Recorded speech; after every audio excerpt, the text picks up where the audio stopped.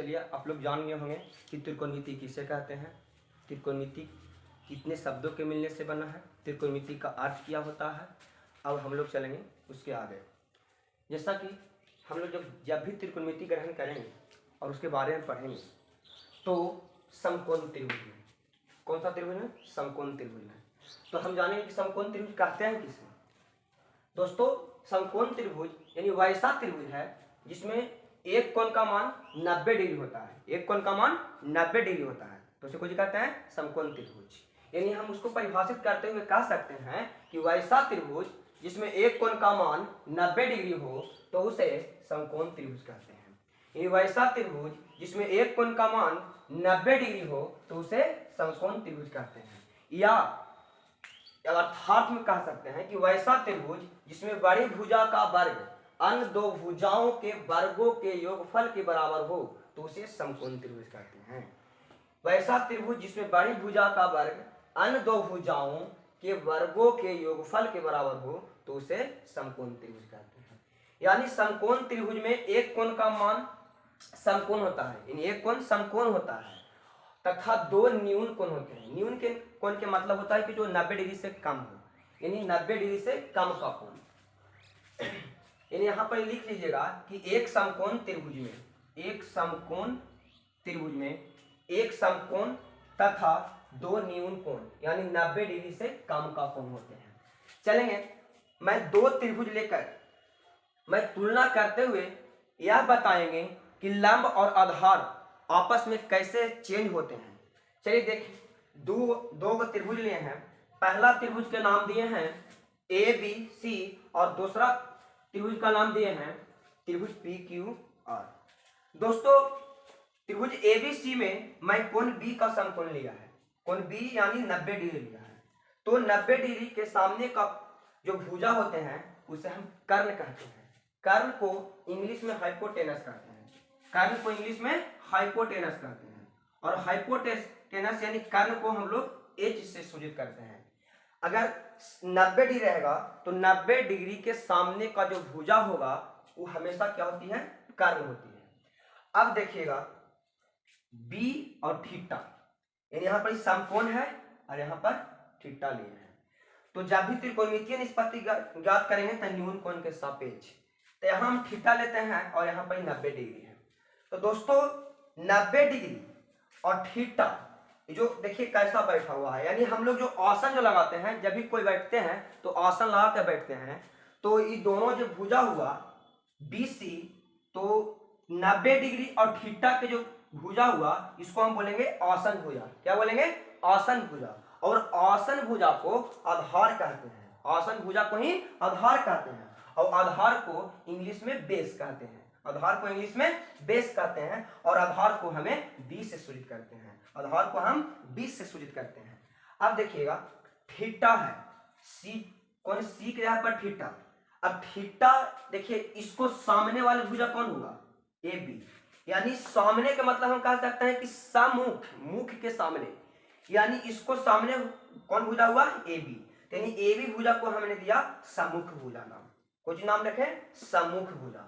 दोस्तों सम्मुख भुजा को हम लंब कहते हैं, सम्मुख भुजा को लंब कहते हैं। और लंब को इंग्लिश में परपेंडिकुलर कहते हैं। क्या कहते हैं, परपेंडिकुलर। और लंब को हम लोग पी से सूचित करते हैं, लंब को हमने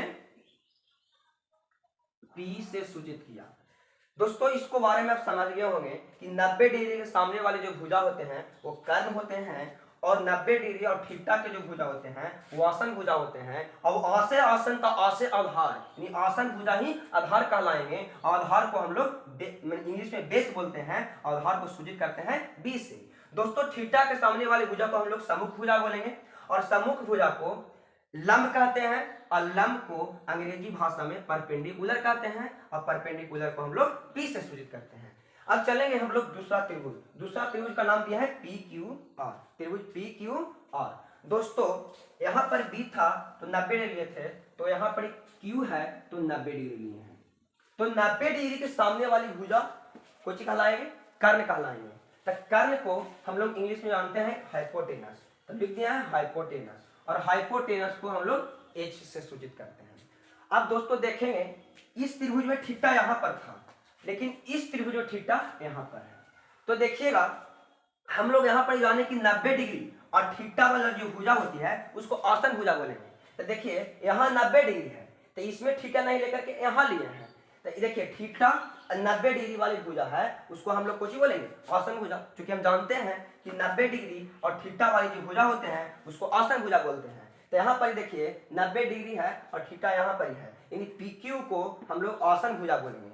और जानते हैं कि आ से आसन का आ से आधार, यानी आसन भुजा को ही कहेंगे आधार, और आधार को हम लोग कुछ कहते हैं इंग्लिश में बेस कहते हैं, और बेस को हम लोग कुछ कहते हैं डी से, कुछ से डी से, बी से, यानी इस त्रिभुज में आधार यहाँ हुआ और इस त्रिभुज में यहाँ पर लंब हो गया। अब देखिएगा थीटा के जो सामने वाली भुजा होते हैं, थीटा के जो सामने वाली भुजा होते हैं वो सम्मुख भुजा होते हैं। दोस्तों यहाँ सम्मुख भुजा, इसको कौन हो जाएगा क्यू आर, कौन होगा क्यू आर। तो क्यू आर को हम लोग बोलेंगे सम्मुख भुजा।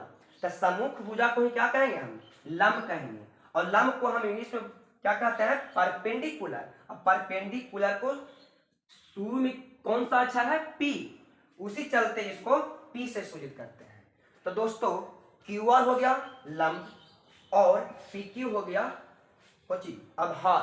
तो दोस्तों देखिएगा ये दो त्रिभुज से हम लोग यही तुलना करके बता सकते हैं कि आधार और लंब दोनों आपस में बदल सकते हैं, आधार और लंब दोनों आपस में बदल सकते हैं, परंतु कर्ण कभी नहीं बदलते हैं, कर्ण कभी नहीं बदलते हैं। यानी हम लोग कह सकते हैं कि कर्ण सबसे बड़ी भुजा है, कर्ण सबसे बड़ी भुजा है। दोस्तों समकोण त्रिभुज में 90 डिग्री के सामने वाली भुजा को कर्ण कहते हैं, 90 डिग्री के सामने वाली भुजा को क्या कहते हैं कर्ण कहते हैं।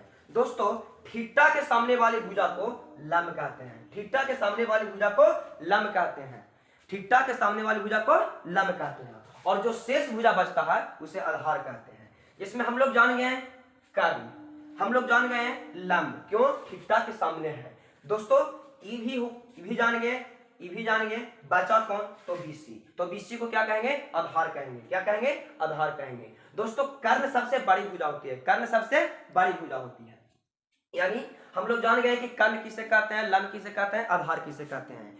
यानी कर्ण जो होते हैं वो सबसे बड़ी भुजा होते हैं, और सबसे छोटी भुजा कौन होते हैं, तो सबसे छोटी भुजा लंब और आधार दोनों में से कोई भी हो सकते हैं, लंब और आधार दोनों में से कोई भी हो सकते हैं, जो हम लोग निष्कर्ष के सहायता से हम लोग बता दिए कि लंब और आधार दोनों आपस में चेंज होते हैं। ये दोनों आपस में कह सकते हैं कि ई बड़ा ई छोटा है कि ई छोटा है चाहे ई बड़ा है, यानी ये दोनों आपस में चेंज हो सकते हैं, परंतु कर्ण कभी चेंज नहीं होते हैं। चलिए इसको आप स्क्रीनशॉट लीजिए।